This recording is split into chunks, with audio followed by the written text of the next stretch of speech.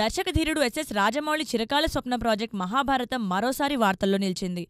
ఈ భారీ చిత్రంలో ప్రముఖ నటులు జూనియర్ ఎన్టీఆర్, నాని నటిస్తున్నట్లు రాజమౌళి స్వయంగా అధికారికంగా ప్రకటించారు.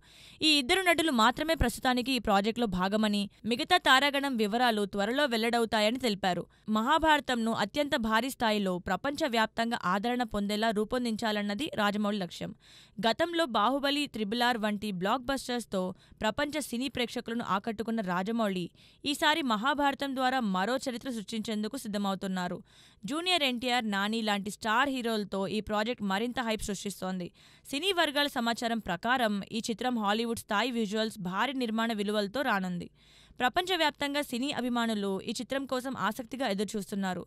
రాజమౌళి మరోసారి తనదైన మార్క్ సినిమాటిక్ అనుభవంతో అద్భుతాలు సృష్టించనున్నారని అంచనాలు నెలకొన్నాయి.